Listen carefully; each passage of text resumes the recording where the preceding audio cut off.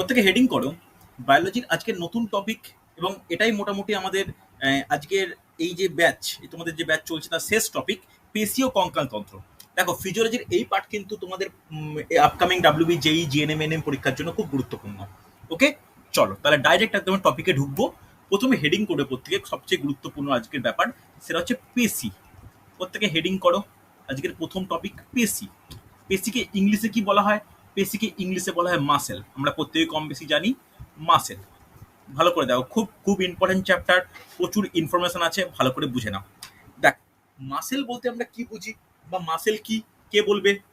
দেখ, খুব গুরুত্বপূর্ণ, এর কয়েকটা প্রপার্টিজ আমাদের পড়ে নেওয়া দরকার। কি কি? যে বিভিন্ন ধরনের তন্তু দ্বারা গঠিত। তাহলে প্রথম পয়েন্ট কি? তন্তু দ্বারা গঠিত। প্রথম পয়েন্ট হচ্ছে তন্তু দ্বারা গঠিত। ওকে, নেক্সট পয়েন্ট নোট ডাউন করবে, সংকোচনশীল। হ্যাঁ কিনা দেখো, এটা পড়া মানেই কাকে বলে পেশি এটা কিন্তু বুঝতে পেরে যাবে। সংকোচনশীল। সেকেন্ড নোট ডাউন করবে যে চলন ও গমনে সহায়ক। প্রাণীদেহের চলন ও গমনে সহায়ক, এটা কিন্তু খুব গুরুত্বপূর্ণ। চলন ও গমনে সহায়ক বা সাহায্যকারী। তাহলে কি বলতে পারি ভালো করে, এই তিনটে পয়েন্টকে একসঙ্গে করলে কি বলতে পারি? যে বিভিন্ন ধরনের তন্তু দ্বারা গঠিত যে বিশেষ কলা সংকোচনশীল এবং পরস্পরের সঙ্গে সমান্তরালে বিন্যস্ত থাকার থেকে প্রাণীদের চলন ও গমনে সাহায্য করে, তাদেরই পেশি বলা হয়। হ্যাঁ কিনা? এটা হচ্ছে পেশির বৈশিষ্ট্য সংজ্ঞা পেলাম। এরপরে আমরা নেক্সট করবো, আলোচনা করব খুব গুরুত্বপূর্ণ পেশির শ্রেণী বিভাগ। এটা একটু প্রত্যেকে নোট ডাউন করে নাও। তো এদিকে হেডিং করো পেশি বলে, পেশি শ্রেণী বিভাগ করবো। প্রত্যেকে পেশি বলে হে করো। আমরা তোমরা যারা আমার ক্লাস করো তারা জানো যে আমরা কিভাবে পড়াই বা কিভাবে ক্লাস করাই। তো এটাকে তিনটে ভাগে ভাগ করবে, মোটামুটি আমরা বুঝতে পেরে যাব। দেখ কি কি, প্রথমে আমরা যে ভাগ বলবো খুব গুরুত্বপূর্ণ, নোট ডাউন করবে অবস্থান অনুসারে। নোট ডাউন করবে অবস্থান অনুসারে, অবস্থান অনুসারে। ওকে, সেকেন্ড নোট ডাউন করবে গঠন অনুসারে। সেকেন্ড নোট ডাউন করবে গঠন অনুসারে। ওকে, থার্ড নোট ডাউন করবে কার্য অনুসারে বা কাজ অনুসারে। কার্য অনুসারে বা কাজ অনুসারে। ওকে, এই তিনটের ভিত্তিতে আমরা পেশির ভাগ করব। প্রথমে ভালো করে শোনো, এই যে অবস্থান অনুসারে বলেছি, এর তিনটে এক্সাম্পল হয়। এর তিনটে নাম কিন্তু নোট ডাউন করে নাও, খুব গুরুত্বপূর্ণ। কি কি তিনটে নাম ভালো করে দেখো। এক নম্বর নোট ডাউন করো কঙ্কাল পেশি। কঙ্কাল পেশি। দু নম্বর নোট ডাউন করবে খুব গুরুত্বপূর্ণ আন্তর্যন্ত্রীয় পেশি। আন্তর্যন্ত্রীয় পেশি। আন্তর্যন্ত্রীয় পেশি। তিন নম্বর নোট ডাউন করবে খুব গুরুত্বপূর্ণ হৃদ পেশি। হৃদ পেশি। ওকে, এই তিনটে কিন্তু খুব গুরুত্বপূর্ণ হয়েছে। এবার গঠন অনুসারে, গঠন অনুসারে কি বলতে পারি? দু রকম, একটি সরেক পেশি, সরেক পেশি, আর দু নম্বর কি অরেক পেশি। সরেক পেশি আর একটা কি অরেক পেশি। এই দুটো কিন্তু খুব গুরুত্বপূর্ণ। আর কার্য অনুসারে কি? ফার্স্ট ঐচ্ছিক পেশি, ঐচ্ছিক পেশি, আর দু নম্বর কি অনৈচ্ছিক পেশি। অনৈচ্ছিক পেশি হয়েছে। অসুবিধা নেই, আমার হাতে লেখা মোটামুটি বুঝতে না পারলে আমাকে রেসপন্স করো যে স্যার বুঝতে পারিনি বা কোনো ব্যাপার। হ্যাঁ কি না? একটা দেখো তাহলে আরেকবার বলে দিই, অবস্থান অনুসারে তিনটে ভাগে ভাগ করা যায়, কঙ্কাল পেশি, আন্তর্যন্ত্রীয় পেশি, হৃদ পেশি। গঠন অনুসারে ভাগ করা যায় সরেক পেশি, অরেক পেশি। আর কার্য অনুসারে ভাগ করা যায় ঐচ্ছিক পেশি, অনৈচ্ছিক পেশি। বোঝা গেছে? এই হলো আমাদের পেশির শ্রেণী বিভাগ। এরপরে আমরা ছোট ছোট কিছু পয়েন্ট ইনক্লুড করা প্রয়োজন। যেমন মানুষের যে শরীরের ওয়েট, আমাদের শরীরে প্রত্যেকে ওয়েট মাপি, কারুর 55, কারুর 60, কারুর ছেলেদের 72, 74, 75, যেমন ইচ্ছা হতে পারে। যারা খুব রোগা পাতলা তাদের তাদের আরো ওয়েট কম হতে পারে। এই যে ওয়েট, ভালো করে শোনো, এর ওয়েট কার উপর ডিপেন্ড করে? মেনলি ডিপেন্ড করে এই কঙ্কাল পেশির ওপর, খুব গুরুত্বপূর্ণ, বা অস্থি পেশির ওপর। তাহলে লিখে নাও, মানব দেহের, এই পয়েন্টটা লিখে নাও কিন্তু খুব গুরুত্বপূর্ণ। মানব দেহের, মানব দেহের অস্থিপেশির মোট ওজন, মানব দেহের অস্থিপেশির মোট ওজন, অস্থিপেশির মোট ওজন দৈহিক ওজনের, দৈহিক ওজনের, দৈহিক ওজনের 40 থেকে 45%। 40 থেকে 45%। ওকে, এটা কিন্তু খুব গুরুত্বপূর্ণ। হয়েছে না হয়নি? এই পয়েন্টটা যেন মনে থাকে। নেক্সট পয়েন্ট দেখি কে বলতে পারে, মানব দেহে পেশির সংখ্যা কত? কে বলতে পারবে? এটা কিন্তু খুব ভালো ভালো কোশ্চেন, খুব মাঝে মাঝে পরীক্ষায় আসে। মানব দেহে পেশির সংখ্যা, অস্থির সংখ্যা জানতে চাইলে আমরা বলবো 206খানা অস্থি বর্তমান। পেশির সংখ্যা বললে কত বলবো? কে বলে দেখি, বলা উচিত। এটা কিন্তু ভালো কোশ্চেন। মানব দেহে পেশির সংখ্যা কত? মোট পেশির সংখ্যা লিখে নাও। মানব দেহে, হাতের লেখা অসুবিধা হলে জিজ্ঞাসা করবে, মানব দেহে মোট পেশির সংখ্যা, মোট পেশির সংখ্যা কত হবে? লিখে নাও 639। এটা কিন্তু খুব ইম্পর্টেন্ট, প্রচুর পরীক্ষায় আসে। 639। আমার হাতের লেখা বুঝতে অসুবিধা হলে বা কোনো কিছু কালার দেখতে অস্পষ্ট হলে বলবে। 639। তাহলে মানব দেহে মোট পেশির সংখ্যা কত? 639 হচ্ছে। তাহলে দেখো আমরা কি বললাম, সমস্ত পেশি সম্পর্কে আমরা আলোচনা করব। প্রথমেই বলে নি, দেখো গঠনের যে ভাগগুলো আছে একটু আলোচনা করা যাক। সরেক পেশি, অরেক পেশি কাকে বলে? তোমরাই বলতে পারবে। সরেক পেশিকে আর একটা বিশেষ নামে আমরা বলতে পারি যে চিহ্নিত পেশি, অর্থাৎ যে সমস্ত পেশির ওপর রেখা বা কোনো চিহ্ন বর্তমান তাকে বলা হয় সরেক পেশি। ওকে, অরেক পেশি কাকে বলা হয়? যে সমস্ত কোনো রেখা নয়, মসৃণ পেশি, তাদের কি বলা হয়? তাদেরকে বলা হয় অরেক অরেক পেশি। হ্যাঁ কি না? এবার চলে আসি ঐচ্ছিক পেশি। কাকে বলে ঐচ্ছিক পেশি? যে সমস্ত পেশি নিজের ইচ্ছা অনুসারে সঞ্চালনশীল তাকে বলা হয় ঐচ্ছিক পেশি, আর যেগুলো নিজের ইচ্ছা অনুসারে সঞ্চালন করতে পারে না তাকে অনৈচ্ছিক পেশি। এবার যেটা গুরুত্বপূর্ণ, যে পেশির ভাগের মধ্যে যেটা সব থেকে ইম্পর্টেন্ট সেটা কি? সেটা হচ্ছে অবস্থান অনুসারে ভাগ, যার মধ্যে গুরুত্বপূর্ণ কি? কঙ্কাল পেশি। ওকে, তাহলে কঙ্কাল পেশি কিন্তু খুব ইম্পর্টেন্ট। চল প্রত্যেকে তাহলে পরের হেডিং করো, খুব গুরুত্বপূর্ণ পয়েন্ট, কঙ্কাল পেশি বা অস্থি পেশি। নোট ডাউন করো, অস্থি পেশি, অস্থি পেশি বা কঙ্কাল পেশি। এটা কিন্তু খুব ইম্পর্টেন্ট, অস্থি পেশি বা কঙ্কাল পেশি, যাকে ইংলিশে কি বলা হয়? ইংলিশে বলা হয় স্কেলিটন মাসল। একটু ইংলিশ টার্মগুলো পড়ে নেওয়া দরকার, কারণ তোমরা যে স্ট্রিমে যাচ্ছ সেখানে কিন্তু পরবর্তী ক্ষেত্রে যে পড়াশোনা হবে সেগুলো কিন্তু ইংলিশ ভার্সানে বেশি হবে।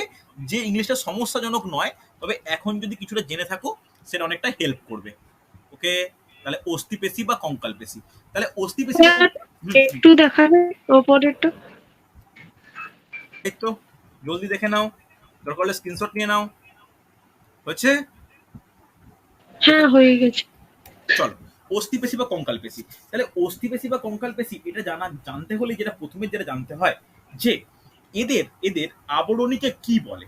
দেখো ফার্স্ট পয়েন্ট খুব গুরুত্বপূর্ণ। ফার্স্ট পয়েন্ট হচ্ছে আবরণী।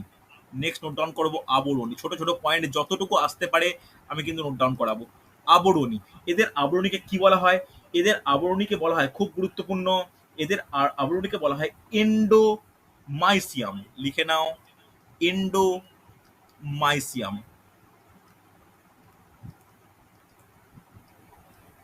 এন্ডোমাইসিয়াম।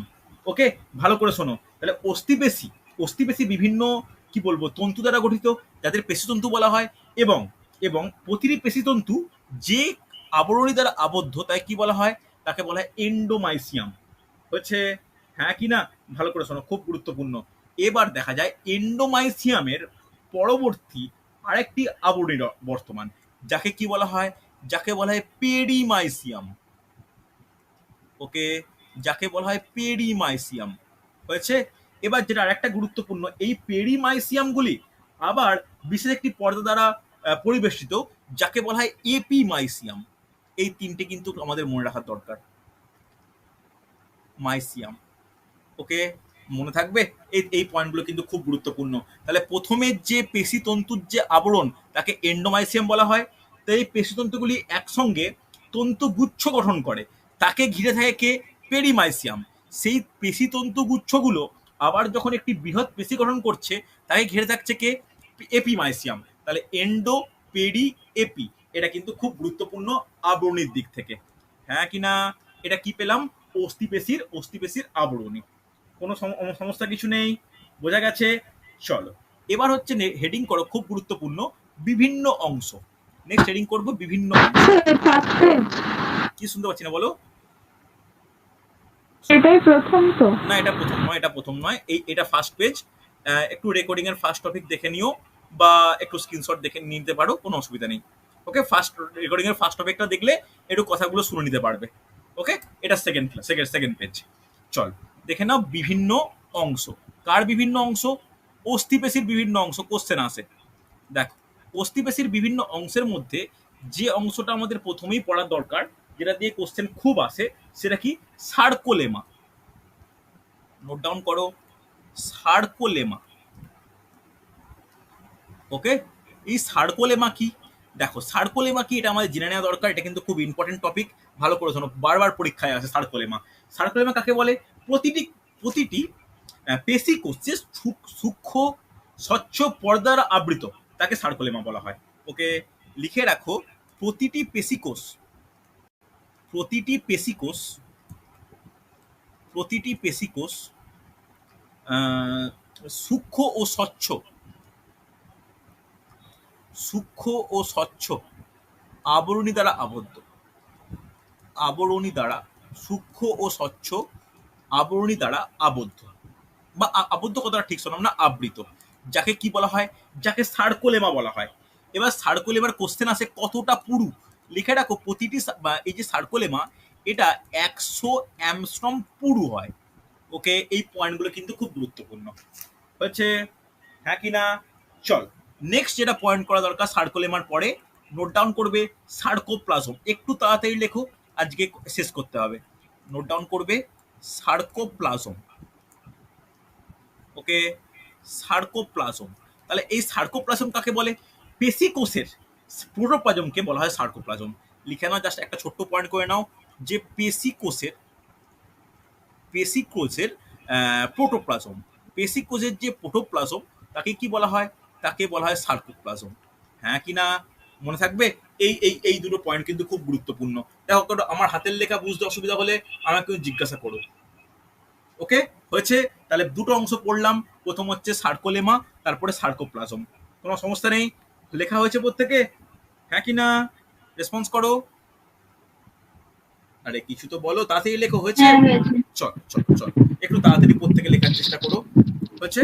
চলো, নেক্সট পয়েন্ট প্রত্যেকে নেট হেডিং করে নাও, যে নেক্সট যে আমরা টপিকটা নিয়ে পড়বো বা নেক্সট যে অংশ নিয়ে পড়বো, সেটা কি? মায়োফাইব্রিল। মায়োফাইব্রিল। আচ্ছা, প্রত্যেকে একটু মিউট করে দাও। মায়োফাইব্রিল।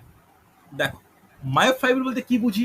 দেখো, প্রতিটি পেশিকোষের সার্কোপ্লাজমে অসংখ্য সমান্তরাল প্রোটিন তন্তু লক্ষ্য করা যায়। এই প্রোটিন তন্তুগুলো কি বলা হয়? মায়োফাইব্রিল বলা হয়। লিখে রাখো, যে সার্কোপ্লাজমে, সার্কোপ্লাজম অর্থাৎ সার্কোপ্লাজম বলতে কি? পেশিকোষের প্রোটোপ্লাজম। সার্কোপ্লাজমে অসংখ্য,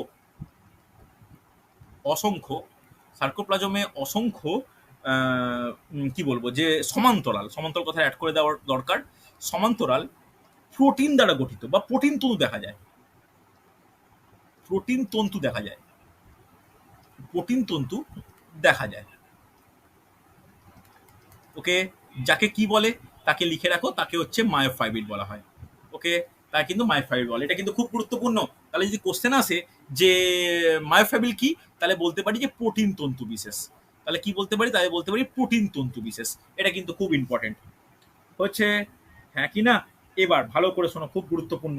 এবার একটা একটা এই যে মায়োফাইব্রিলের এর মধ্যে কিন্তু দুটো বিশেষ জিনিস বর্তমান। কি কি? ভালো করে শুনবে।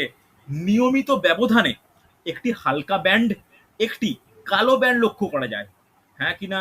এটা কিন্তু খুব গুরুত্বপূর্ণ। একটি হালকা ব্যান্ড, একটি কালো ব্যান্ড লক্ষ্য করা যায়।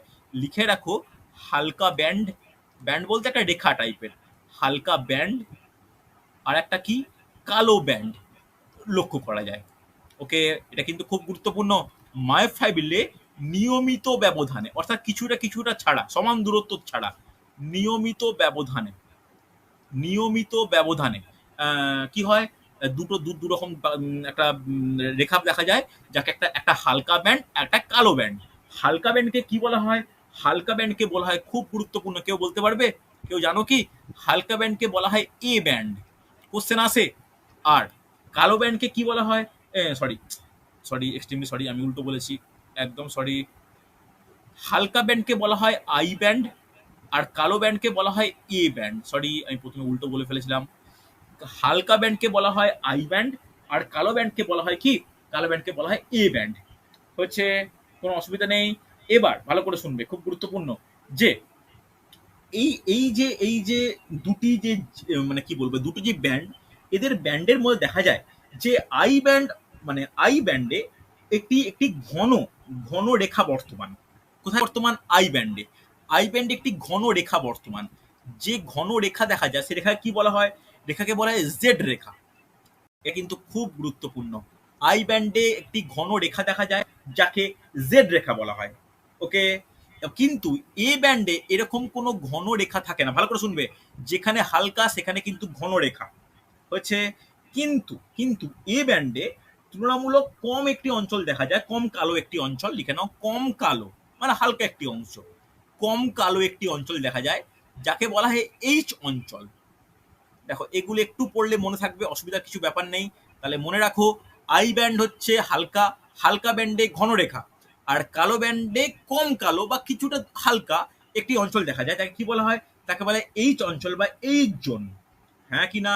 এবার একটা পয়েন্ট অ্যাড করে নাও, এই যে এইচ জোন বললাম না, এবার এই এইচ জোনের মাঝে একটি রেখা বর্তমান, কালো রেখা দেখা যায়, তাকে এম রেখা বলা হয়। লিখে রাখো, এর মাঝে কৃষ্ণাভ রেখা বর্তমান, কৃষ্ণাভ রেখা বর্তমান, কৃষ্ণাভ রেখা বর্তমান, যাকে, খুব গুরুত্বপূর্ণ, যাকে এম রেখা বলা হয়, এম রেখা বলা হয়। কোশ্চেন এসছিল, এম রেখা কোন ব্যান্ডে দেখা যায়? তাহলে এম রেখা দেখা যাচ্ছে এইচ অঞ্চলে। এইচ অঞ্চলটা কার মধ্যে থাকে? এ ব্যান্ডের মধ্যে থাকে। এ ব্যান্ড কোথায় বর্তমান? কালো ব্যান্ডে। তাহলে এম রেখা কোথায় দেখা যায়? কালো ব্যান্ডে। হ্যাঁ কি না? রেসপন্স করো, বোঝা না গেলে বলবে আমাকে। তাহলে এম রেখা দেখা যায় কোথায়? এম রেখা দেখা যায় হচ্ছে কালো ব্যান্ডে। কোনো সমস্যা নেই। হ্যাঁ কি না? এবার আর একটা, যেটা খুব গুরুত্বপূর্ণ একটা পয়েন্ট নোট ডাউন করে দরকার, হেডিং করো সার্কোমিয়ার। সার্কোমিয়ার,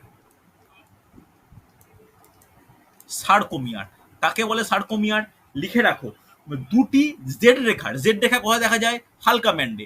দুটি জেড রেখার মধ্যবর্তী অংশকে সার্কোমিয়ার বলে। দুটি জেড রেখার, দুটি জেড রেখার মধ্যবর্তী অঞ্চলকে, মধ্যবর্তী অঞ্চলকে, মধ্যবর্তী অঞ্চলকে সার্কোমিয়ার বলে। ওকে, কোনো অসুবিধা নেই। তাহলে লিখে রাখো, দুটি জেড রেখার মধ্যবর্তী অঞ্চল হলো সার্কোমিয়ার। কোনো অসুবিধা নেই। বলো, লেখায় কোনো অসুবিধা থাকলে বলবে আমাকে। গেসন্ন হয়েছে না হয়নি? চলো, নেক্সট আমরা যে পয়েন্ট নিয়ে আলোচনা করব খুব গুরুত্বপূর্ণ, লিখে রাখো মায়োফিলামেন্ট। মায়োফিলামেন্ট, দেখো আমরা পড়ছি পেশি, তো পেশির ব্যাপারে একটু খটোমটো লাগতেই পারে। দেখে নাও, মায়োফিলামেন্ট। এই মায়োফিলামেন্ট কাকে বলে? ভালো করে শুনে রাখো, যে এই মায়োফাইবিল বিভিন্ন ধরনের ব্যাস দ্বারা ব্যাস দ্বারা প্রোটিন দ্বারা, মানে ব্যাসযুক্ত প্রোটিন দ্বারা গঠিত। যে প্রোটিন দ্বারা গঠিত তাকে বলা হয় মায়োফিলামেন্ট। ওকে, জাস্ট লিখে রাখো মায়োফাইবিল, যেটা আগে আমি এক্ষুনি পড়লাম। মায়োফাইবিল যে যে দুই ধরনের, দুই ধরনের ভিন্ন ব্যাস ও দৈর্ঘ্য বিশিষ্ট। খুব গুরুত্বপূর্ণ, ভালো করে দেখো, দুই ধরনের ভিন্ন ব্যাস, কোনো বুঝতে অসুবিধা লাগলে আমাকে রেসপন্স করো, না আমি বুঝতে পারবো না।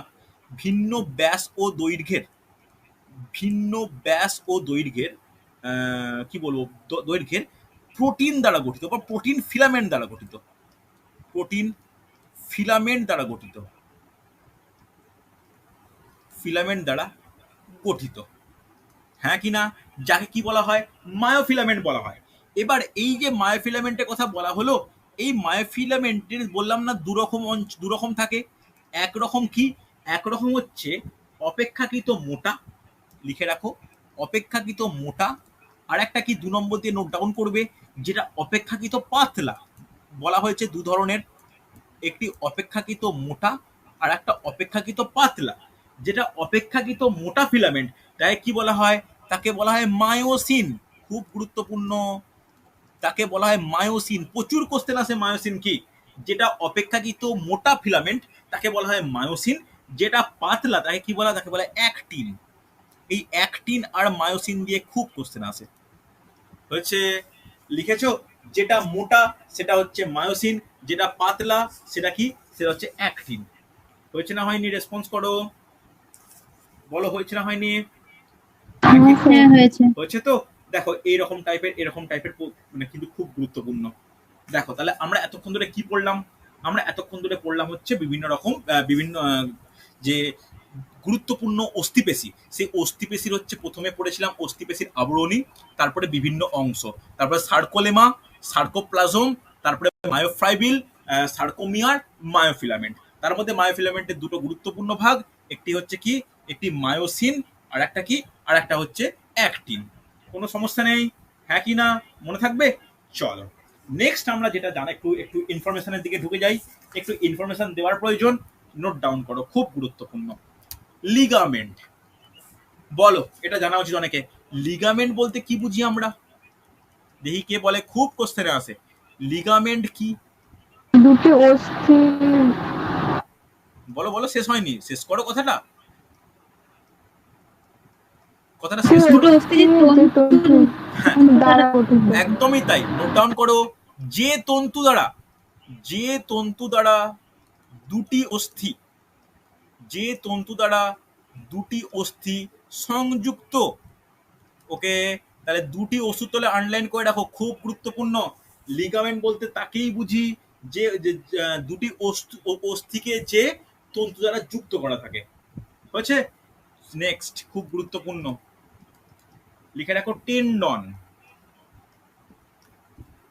টেন্ডন, টেন্ডন কাকে বলে? কে বলতে পারে? পেশি আর অস্থির সংযোগস্থল। একদমই তাই। যে যে তন্তু জাতীয় কলা পেশি ও অস্থিকে যুক্ত করে, যে তন্তু কলা, লিখে রাখো, যে তন্তু কলা পেশি ও অস্থিকে যুক্ত করে, পেশি ও অস্থিকে যুক্ত করে। ওকে, তাহলে এখানে লিখে রাখো পেশি আর অস্থির তলে আনলাইন করো, এটা কিন্তু খুব গুরুত্বপূর্ণ। হচ্ছে না হয়নি? এই টাইপের পয়েন্ট, এই টাইপের পয়েন্ট কিন্তু খুব গুরুত্বপূর্ণ। হচ্ছে, চলো নেক্সট, এটা আমি এক্সট্রা পয়েন্ট হিসাবে অ্যাড করলাম। এছাড়া আমাদের ছোট ছোট পয়েন্ট হিসাবে কি নোট ডাউন করা দরকার? নোট ডাউন করে নাও যে আমরা যে কাজ অনুসারে দুরকম ভাবে ভাগ করেছি। কি কি ভাগ করেছিলাম কাজ অনুসারে? কাজ অনুসারে কি কি ভাগ করেছিলাম, কে বলবে? একরকম ভাগ কি বলো? একটা হচ্ছে ঐচ্ছিক পেশি, একটা ঐচ্ছিক পেশি, আর 2 নম্বর কি বলেছিলাম? অনৈচ্ছিক পেশি বলেছিলাম কি না? এবার আমার যেটা জানার দরকার, ঐচ্ছিক আর অনৈচ্ছিকের এক্সাম্পল। ঐচ্ছিক পেশির এক্সাম্পল কি, কে বলবে? এই ঐচ্ছিক পেশি হলো হাতের বা পায়ের পেশি, হাতের বা পায়ের পেশি, যেটা ইচ্ছা অনুসারে আমরা নাড়াতে পারি, হাতের বা পায়ের পেশি। আর অনৈচ্ছিক পেশি কি, যেটা ইচ্ছা অনুসারে নাড়াতে পারি না, যেমন কি, লিখে রাখো, খুব গুরুত্বপূর্ণ। যে পেশি। না, হিত পেশিটাকে আলাদা ভাগের মধ্যে বলতে পারি, হ্যাঁ, তবে হিত পেশি অবশ্যই অনৈচ্ছিক পেশি, আমাদের এর উপর কোনো কন্ট্রোল নেই। হিত পেশি, মূত্রাশয়ের পেশি, মূত্রাশয়ের পেশি, হ্যাঁ কিনা? মূত্রাশয়ের পেশি, অন্ত্রের পেশি, পাকস্থলীর পেশি, অন্ত্রের পেশি, পাকস্থলীর পেশি প্রভৃতি, পাকস্থলীর পেশি প্রভৃতি। হচ্ছে, এই গেল হচ্ছে অনৈচ্ছিক পেশি। বলো আমাকে, কোনো কোনো অসুবিধা থাকলে বলবে আমাকে। হয়েছে না হয়নি? আচ্ছা, বলছিলাম ওখানে প্রোপোনিন, প্রোপোসানিন মানে এগুলো মানে কোথাও তো ছিল না? কোথায় বলো? একদিন মানে ট্রোপোনিন, ট্রোপোমায়োসিন নামক আরো 2 প্রকার মানে ছিল না মায়োসিন না না অ্যাক্টিনের না না সাথে? না, তুমি দেখো দেখো, এই যে এই যে বলছো না, যে অ্যাক্টিন, প্রোপোমায়োসিন, প্রোপোমিন, এটা কি বলতো? এটা হচ্ছে এই এই যে অ্যাক্টিন, এই অ্যাক্টিন আবার 3 ধরনের পেশি প্রোটিন দ্বারা গঠিত। অ্যাক্টিন আবার 3 ধরনের প্রোটিন দ্বারা গঠিত। একটা নাম হচ্ছে অ্যাক্টিন প্রোটিন, আমি বললে যখন আমি লিখে দিই, একটা অ্যাক্টিন প্রোটিন। 2 নম্বরটা হচ্ছে ট্রোপোমায়োসিন।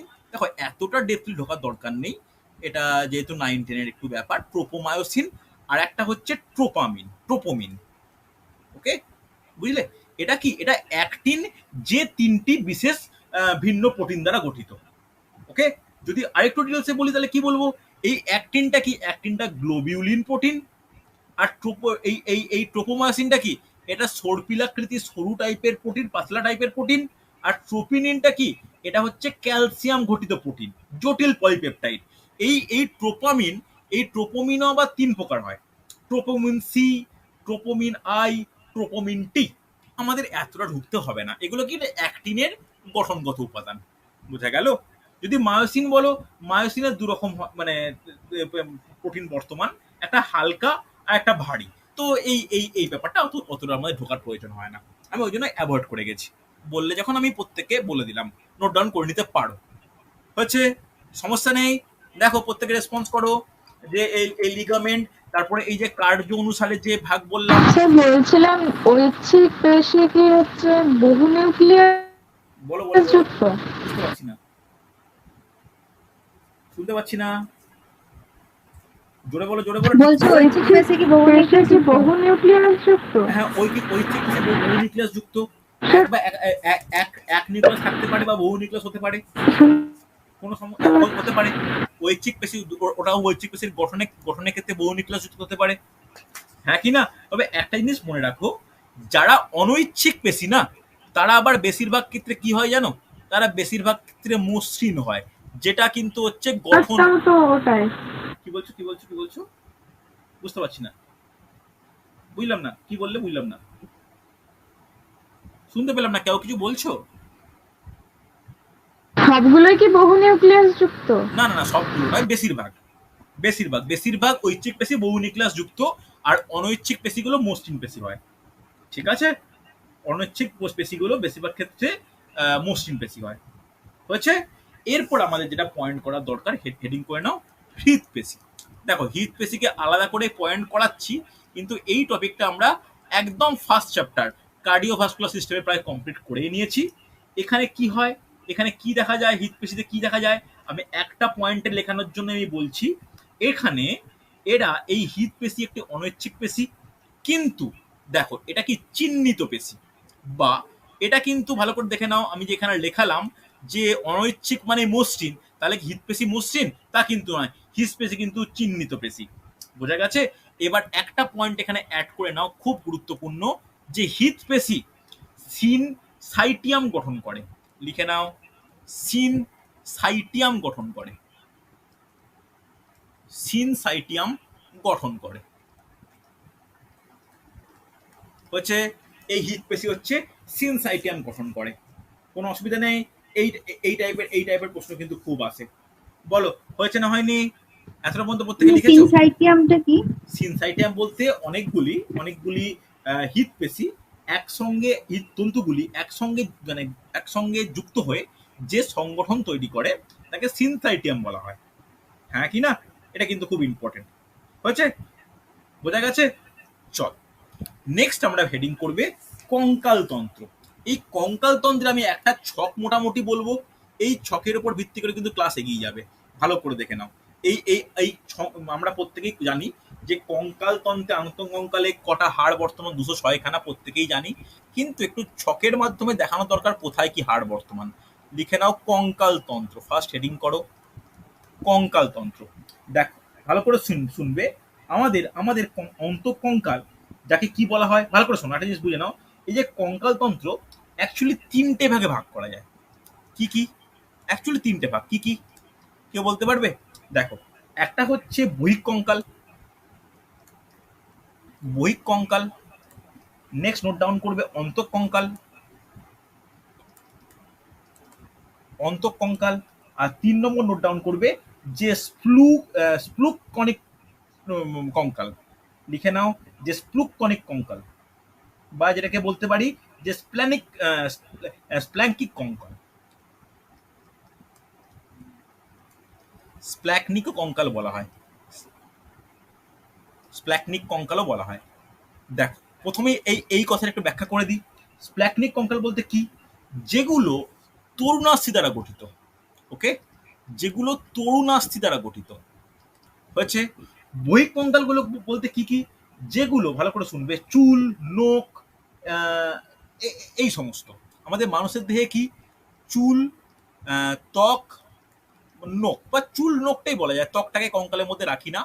বা অন্যান্য প্রাণীর ক্ষেত্রে কি পালক, আঁশ, আর কি বলতে পারি খুর, যেগুলো হচ্ছে শিং, এইগুলো প্রত্যেকটা কি বহিঃকঙ্কাল।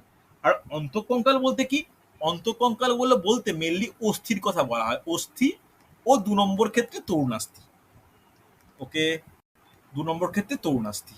আর এই যে স্প্ল্যাকনিক কঙ্কালের ক্ষেত্রে বললাম, এখানে তরুণাস্থি বলতে কোনটা লিখে রাখো, শ্বসনতন্ত্রের তরুণাস্থি বলতে ল্যাডিংস ও ব্রঙ্কাসের ক্ষেত্রে বোঝানো হচ্ছে। হচ্ছে এবার আমাদের যেটা পড়ার দরকার খুব গুরুত্বপূর্ণ, যে মানুষের কঙ্কালতন্ত্রে কটি হাড় বর্তমান অন্তঃকঙ্কালে। এখানে তো বহিঃকঙ্কালে কোনো ব্যাপার নেই, কটা হাড় বর্তমান প্রত্যেকেই জানি, ২০৬টি হাড় বর্তমান। তবে শিশু অবস্থায় এই হাড়ের সংখ্যা কত থাকে বলতে পারবে? শিশুদের ৩০০, কে বলবে? ৩৫০টি। হ্যাঁ কি না? যখন সদ্যজাত, শিশু মানে সদ্যজাত, কোনো সদ্যজাত শিশুর ক্ষেত্রে 250 350টি। পরবর্তী ক্ষেত্রে যত সময় যায় সেটি ২০৬টি অস্থিতে পরিণত হয়। হ্যাঁ কি না? হয়েছে না হয়নি? চল, এরপর আমাদের যেটা জানার দরকার, যে এই যে অন্তঃকঙ্কাল, এই যে হাড়, এই হাড় সম্পর্কে ডিটেলস আলোচনা করা প্রয়োজন। ওকে, দেখা যাক মানে ছকের সাহায্যে লেখা যায় কিনা, একটু তোমরা দেখে নিও। চলো, নেক্সট হেডিং করো অন্তঃকঙ্কাল। নেক্সট হেডিং করো অন্তঃকঙ্কাল। একটু শান্ত করে ঠান্ডাভাবে লেখো, আশা করি সমস্যা হবে না। অন্তঃকঙ্কাল, দেখো অন্তঃকঙ্কালে কটি হাড়? ২০৬টি। এই অন্তঃকঙ্কালকে কটাভাবে ভাগ করা হয়? এই অন্তঃকঙ্কালকে ভাগ করা হয়, ভালো করে নোট ডাউন করবে, অন্তঃকঙ্কালকে ভাগ করা হয় দুটি ভাগে। কি কি ভাগ? একটা হচ্ছে অক্ষীয় কঙ্কাল, অক্ষীয় কঙ্কাল, আর একটা হচ্ছে উপাঙ্গিক কঙ্কাল, উপাঙ্গিক কঙ্কাল। একটি অক্ষীয় কঙ্কাল আর একটি উপাক্ষিক কঙ্কাল। হচ্ছে এই অক্ষীয় কঙ্কালের, ভালো করে শুনবে খুব গুরুত্বপূর্ণ, এই অক্ষীয় কঙ্কালকে আবার ৩টে ভাগ করা যায়। কি কি? একটু ছোট ছোট করে লিখে লিখে কমপ্লিট করার চেষ্টা করো। ফার্স্ট, করটি। করটি বলতে আমরা প্রত্যেকে জানি স্কাল, করটি। তারপরে ২ নম্বর লেখো মেরুদণ্ড, ৩ নম্বর লেখো বক্ষপিঞ্জর। বক্ষপিঞ্জর তোমরা দেখতে পাচ্ছ তো? কোনো অসুবিধা হলে বলবে আমাকে। হচ্ছে হ্যাঁ কি না? চলো, এরপরে মেরুদণ্ডকে কটা ভাগে ভাগ করতে পারি? দেখো মেরুদণ্ডের ভাগগুলো মোটামুটি তোমরা জানো। কি কি কটা ভাগ বলতে পারবে? ৫টি ভাগ। মেরুদণ্ডের ৫টি ভাগ জানি তো? দেখি রিয়া বলো তো, সুষুম্না স্নায়ু কোন কোন ৫টা জায়গায় অবস্থান করে? তাহলে বুঝতে পারবো। বলো, প্রথমে কি হয়? গ্রীবা। সার্ভাইকাল, থোরাসিক, ল্যাম্বার, স্যাক্রাল, অবস্থান অক্সিপিটাল। অবস্থান অবস্থান অবস্থান ঠিকই বলছো, একদমই ঠিকই বলছো, বাট অবস্থানগুলো বলো। গ্রীবা, তারপরে বক্ষ, বক্ষ, তারপরে কটি, গ্রীবা, বক্ষ, শ্রেণী, কটি, শ্রোণী, কটি, শ্রেণী, পুচ্ছ। পুচ্ছ। হ্যাঁ কিনা? দেখো যেভাবে পুচ্ছ। আমরা স্নায়ুতন্ত্র পড়েছি, একইভাবে কিন্তু হাড়ও বর্তমান। তাহলে গ্রীবা দেশে, বক্ষ দেশে, কটি দেশে, শ্রোণী দেশে, পুচ্ছ দেশে। হ্যাঁ কিনা? হয়েছে? চলো এবার একটু হিসাব লিখে নি। তাহলে গ্রীবা দেশে কটি? 7টি। ওকে, 7, 12, 5। 7, 12, 5। তারপরে বলো 1, 1। মোট তো স্যার 33টা থাকে। কোথায় কিসের কথা বলছো? কোথায়? তুমি তুমি তুমি তুমি হচ্ছে স্নায়ুর সঙ্গে অস্থিকে গুলিয়ে ফেলছো। মেরুদণ্ডে ও থাকে হচ্ছে 26টি। দেখে নিও তো 26টি হচ্ছে কিনা। 5 7 স্যার 19। কশেরুকা তাহলে কাকে বলে? কশেরুকা বলতে অস্থি, মেরুদণ্ডের কশেরুকাকে অস্থি অনুযায়ী মানে অস্থিকে ভাগ করা হয়। ঠিক আছে, এগুলো অ্যাকচুয়ালি কি, এগুলো হচ্ছে প্রত্যেকটা কশেরুকা। ওকে, এগুলো কশেরুকা। হয়েছে? তাহলে হিসাব পাওয়া গেছে, মেরুদণ্ডের 26টি বর্তমান, 26টি, 7, 5, 7, 12, 5, 1, 1 হয়েছে। করটিতে কতগুলি বর্তমান? করটিতে বর্তমান 29টি। অসুবিধা নেই। এরপরে চলে এসো বক্ষপিঞ্জর। বক্ষপিঞ্জরে কটা বর্তমান? বক্ষপিঞ্জরে বর্তমান 25টি। তাহলে বক্ষপিঞ্জরকে আবার কটা ভাগে ভাগ করতে পারি? দুটো ভাগে। কে বলতে পারবে নাম দুটো? একটা লিখে নাও স্টারনাম, একটা লিখে নাও স্টারনাম, আর একটা লিখে নাও পঞ্জরাস্থি, যেটাকে পাঁজর বলি। পঞ্জরাস্থি, যেটাকে আমরা কমন ভাষায় পাঁজর বলি। ওকে, স্টার নামে কতগুলো? স্টার নামে হচ্ছে একখানা, আর এতে কতগুলো? 24খানা, তাহলে 25টা মিললো, হ্যাঁ কি না? দেখো তাহলে অঙ্কীয় কঙ্কাল তাহলে কতগুলি? কতগুলি অঙ্কীয় কঙ্কালে কতগুলি? 80খানা। দেখো তো হিসাব করে 80 হচ্ছে কিনা। 29 প্লাস 26 প্লাস 25, 80 হওয়া উচিত। যোগ করে দেখবে, হ্যাঁ কি না? সমস্যা নেই। চল, এরপরে উপাঙ্গিক। তাহলে উপাঙ্গে কটা থাকে? 126টি। দেখো আমি কিন্তু এগুলো প্রত্যেকটা কি বললাম, পাশাপাশি কি লিখছি, এগুলো পাশাপাশি প্রত্যেকটা কিন্তু সংখ্যা লিখছি, একটু মাথায় রেখো। হচ্ছে, চলো ভালো করে শোনো, খুব গুরুত্বপূর্ণ। এবার এবার যেটা জানার দরকার, যে এখানে এই উপাঙ্গিকের বলতে একে কটা ভাগে ভাগ করতে পারি?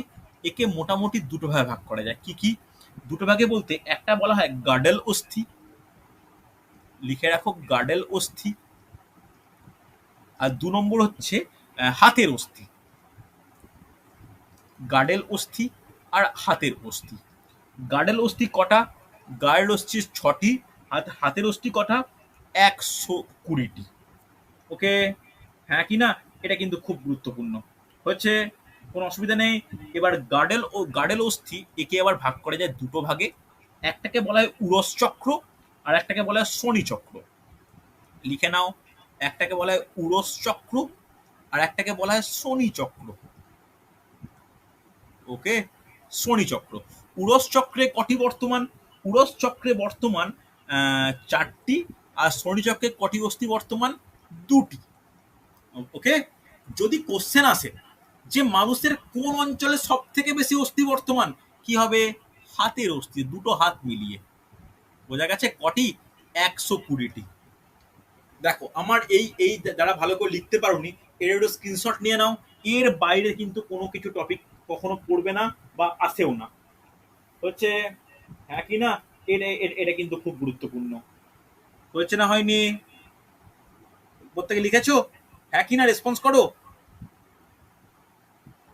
লেখা হয়েছে? হ্যাঁ স্যার। চলো একটু একটু না কাউন্টিং গুলো মাথায় রেখো। আচ্ছা, অঙ্কীয় বলতে বুঝতে পারলে? মানে অঙ্কীয় বলতে বুঝতে পারলে আমাদের বডিতে, ভালো করে শোনো, বডিতে মাথা, মেরুদণ্ড ও পাঁজর নিয়ে যে অঞ্চলটা, সেটা হচ্ছে অক্ষীয়, যেটা মানুষের স্ট্রাকচারকে তৈরি করে। আর উপাঙ্গিক বলতে কোনটা? উপাঙ্গিক মানে মনে রাখো হাত পা। ওকে, উপাঙ্গিক মানে হাত আর পা একসঙ্গে। ওকে, সরি, উপাঙ্গিক বলতে হাত ও পা। এবার হাতের মধ্যে থাকে 120টি, আর গাডেল বলতে পায়ের কোমর থেকে নিচ পর্যন্ত। কটি? কোমর বলতে নিচ পর্যন্ত হচ্ছে টোটাল 6টি। তার মধ্যে উরস চক্র বলতে জাস্ট কোমরের নিচে, আর শনি চক্র বলতে কি, ওই কোমরের যে দুটো অস্থি রয়েছে। বোঝা গেছে? তাহলে দেখো টোটাল হিসাব করে দেখবে কটি বর্তমান? 206টি। আমি কিন্তু পরপর লেখালাম, এটা কিন্তু খুব ইম্পর্টেন্ট। দেখো ক্লাসটা কিন্তু খুব ইম্পর্টেন্ট, খুব অনেকগুলো টপিক বলা আছে একসঙ্গে। হচ্ছে, চলো লেখা হচ্ছে প্রত্যেকের। নেক্সট পেয়ে যাই। আরে হ্যাঁ কি না, কিছু তো বলো। হ্যাঁ স্যার। হ্যাঁ স্যার। চলো হ্যাঁ হ্যাঁ নেক্সট হেডিং করো, যে অস্থি সন্ধি, বা যেটাকে ইংলিশে বলা হয় বোন জয়েন্ট। বোন জয়েন্ট, যাকে বাংলায় বলা হয় অস্থি সন্ধি। দেখো এর কিছু কিছু টার্মের আমার বেঙ্গলি এই মুহূর্তে মনে নেই, একটু দেখে নাও। এই অস্থি সন্ধি বলতে কি বুঝি আমরা? দুটো অস্থির সংযোগস্থল। এটি কটা ভাগে ভাগ করতে পারি? এটি ভাগ করা যায় 4টি ভাগে। ফার্স্ট 1 নম্বর কি বলতে পারি? Pivot joint. এটা দিয়ে আগের বছরই কোশ্চেন এসেছিল। Pivot joint. পিভট জয়েন্ট কোথায় লক্ষ্য করা যায় বলতে পারবে? লিখে রাখো প্রথম ও দ্বিতীয় কশেলুকা সংযোগস্থল। লিখে রাখো প্রথম ও দ্বিতীয় কশেলুকা সংযোগস্থল। প্রথম ও দ্বিতীয় কশেলুকার সংযোগস্থল, এগুলো কিন্তু খুব গুরুত্বপূর্ণ। এটা কি পেলাম? Pivot joint. 2 নম্বর নোট ডাউন করো, খুব গুরুত্বপূর্ণ। 2 নম্বর তাহলে কি জয়েন্ট? জয়েন্টের নাম কি? লিখে রাখো ball and socket joint. Ball and socket joint. Ball and socket joint. Okay, তাহলে বল ও সকেট জয়েন্ট কি, কোথায়? লিখে রাখো যে উরু সন্ধি। উরু সন্ধি আর স্কন্ধ সন্ধি। স্কন্ধ মানে কোন অংশ, কে বলতে পারে? দেখি কার কাঁধ। বেঙ্গলি নলেজ ভালো। স্কন্ধ মানে কাঁধ, কাঁধ। কাঁধ কাঁধ। ওকে, স্কন্ধ সন্ধি এটা কি? বল and socket joint. 3 number note down করবে, খুব গুরুত্বপূর্ণ, যে হিঞ্জ জয়েন্ট। হিঞ্জ জয়েন্ট এর বেঙ্গলি টার্মগুলো কিন্তু আমার খেয়াল নেই, তোমরা পারলে বই থেকে বা কোনো জায়গা থেকে একটু দেখে নিও, আমার খেয়াল নেই, সিরিয়াসলি আমার খেয়াল নেই। হিঞ্জ জয়েন্ট কি? লিখে রাখো, হাঁটু কোনোই আঙুল। হাঁটু কোনোই আঙুল, হাঁটু কোনোই আঙুল, এই জয়েন্টকে কি বলা হয়? Hinge joint. লাস্ট লিখে নাও angular joint. Last note down করবে angular joint. 4 number angular joint. এই ক্লাসটা কিন্তু খুব গুরুত্বপূর্ণ, আশা করি তোমরা প্রত্যেকেই ক্লাসটা করে নেবে ঠিকঠাক করে। অ্যাঙ্গুলার জয়েন্ট, অ্যাঙ্গুলার জয়েন্ট কি কি? হাতের কবজি, গোড়ালি সন্ধি। লিখে রাখো, হাতের কবজি ও গোড়ালি। হাতের কবজি। স্যার ও 2 গোড়ালি। নাম্বারটা একটু বলুন। কোনটা বলো? 2 নাম্বারটা। 2 নম্বরটা হচ্ছে বল অ্যান্ড সকেট জয়েন্ট, উরু সন্ধি আর হচ্ছে স্কন্ধ সন্ধি। ওকে, উরু সন্ধি আর স্কন্ধ সন্ধি, অর্থাৎ আমাদের কোমরের কাছে উরুর হাড় যেখান থেকে স্টার্ট হয়েছে, উরু সন্ধি আর স্কন্ধ বলতে কাঁধ, কাঁধের যে আমাদের হাত দুটো যেখান থেকে স্টার্ট হয়েছে, অর্থাৎ বলতে পারি যেখান থেকে পা স্টার্ট, যেখান থেকে হাত স্টার্ট, বোঝা গেছে? কাঁধ আর হচ্ছে কোমরের অংশটা। দেখো, এই প্রকার অশ্বন্ধি লক্ষ্য করা যায়। 4 প্রকার কিন্তু খুব ইম্পর্টেন্ট, প্রচুর পরীক্ষায় আসে। বলো, প্রত্যেকে নোট ডাউন করেছো? Yes or no? হয়েছে না হয়নি? রেসপন্স করবে। হয়েছে তো? হ্যাঁ হয়েছে। আচ্ছা মধুরিমা, তুমি লিখতে পারছো তো? দেখো, তুমি আমাকে কিন্তু মেসেজ করে জিজ্ঞাসা করে নিও কোনো যদি ক্লাস আটকে যায় বা কোনো সমস্যা হয়। দোলা লেখা হয়েছে? ব্রতি লিখতে পেরেছো? আলোরিকা পারা গেছে? চলো, সুস্মিতা লেখা হয়েছে? হ্যাঁ। চলো চলো, তাহলে দেখো, এই এত বড় চ্যাপ্টার কিন্তু আমি মোটামুটি একদিনে কমপ্লিট করলাম, অনেকগুলো ছোট ছোট পয়েন্ট আলোচনা হয়েছে। তাহলে এই টপিকটা আজকে এতটাই। আমি আজকে রাত্রিবেলা তোমাদের একটা 2খানা ডেট দেবো। আগামী 2 সপ্তাহে 2টো পরীক্ষা নেব, সেই ফুল পরীক্ষার ডেটটা কবে কবে নেব বলে দেবো। খুব সম্ভবত এই সোমবার একটা পরীক্ষা নেব। আজকে তোমার বৃহস্পতিবার, এই সোমবার একটা পরীক্ষা নেব, ফুল মক। ওকে, ভালো করে পড়তে থাকো, হচ্ছে। আর যে ম্যাথের রেকর্ডিং আমি দিয়ে দিয়েছি, ম্যাথ ক্লাসের যে রেকর্ডিং, 30খানা ক্লাসের যে রেকর্ডিং দেওয়া আছে, 30খানা ক্লাস, একটু ব্যাক টু ব্যাক ক্লাসগুলো দেখো ম্যাথটা। যদি কোনো জায়গায় আটকায় আমাকে বলবে, আমি কিন্তু প্র্যাকটিস সেট করাবো এর প্রত্যেকের প্র্যাকটিস স্যার। করলে কিন্তু সুবিধা হয়। হ্যাঁ, কি বলছো বলো? স্যার নৌকা স্রোতের একটা জায়গাতে একটু প্রবলেম আছে। আমাকে বলে দিয়ে আমাকে পাঠিও, স্ক্রিনশট নিয়ে হোক, কোশ্চেনটা টুকে হোক আমাকে পাঠিও, আমি বুঝিয়ে দেবো, ঠিক আছে?